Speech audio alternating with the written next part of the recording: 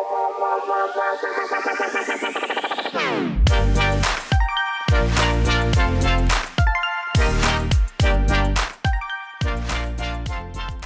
suis Edouard Pérez, du coup, j'ai suivi le master EBDS. J'ai été diplômé il y a un mois, donc en 2023.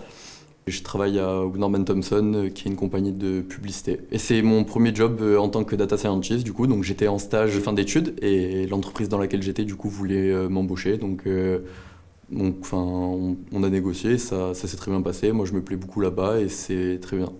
Et du coup, ils m'ont embauché pour, surtout en grande partie pour travailler avec Ikea, mais aussi pour travailler avec Toyota et Lexus. Ça se sépare en plusieurs parties. Il y a en premier ce qu'on appelle de l'ongoing. C'est des missions des missions quotidiennes. Donc par exemple, on gère toute la base de données de Ikea. On gère quotidiennement du coup l'envoi de newsletters. Donc du coup cibler correctement les clients à qui on va envoyer la newsletter en fonction du type de la newsletter. C'est trouver des bons ciblages directement sur le cloud via SQL, via directement les données, pour cibler correctement les personnes qui seront plus promptes à acheter potentiellement des accessoires ou de la décoration ou des choses pour les enfants.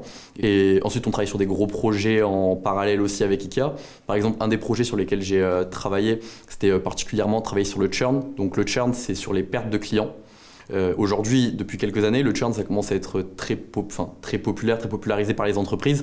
C'est comprendre pourquoi les entreprises perdent des clients et comprendre chaque paramètre qui sont importants à la perte d'un client.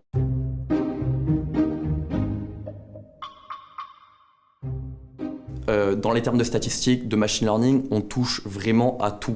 Notre domaine, il est tellement vaste, il y a tellement de choses à connaître. Il faudrait faire des études pendant peut-être 2 ans ou 3 ans, faire 3 M2 d'affilée pour voir chaque chose. En fait, le but de l'AMSE, du coup, c'est de synthétiser ça en une année.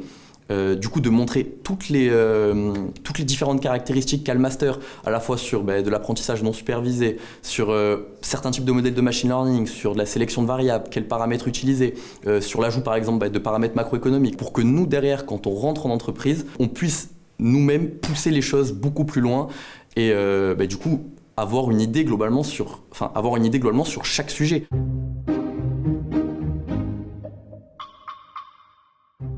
Je sais que l'AMSE, déjà, c'était une école internationale avec des cours en anglais qui sont assez valorisés. Ça m'a vraiment familiarisé aussi avec le langage.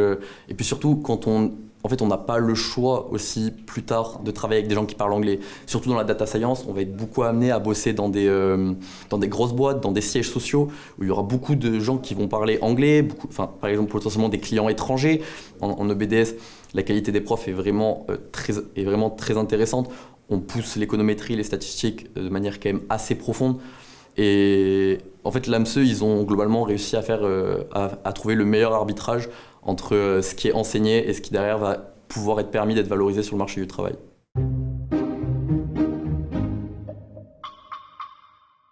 On apprend tellement de choses, c'est de pousser les choses, de pousser chaque domaine loin, mais chaque chose en son temps. C'est choisir des domaines sur lesquels on va se perfectionner, mais petit à petit. Moi, comme je disais, on fait du deep learning en EBDS.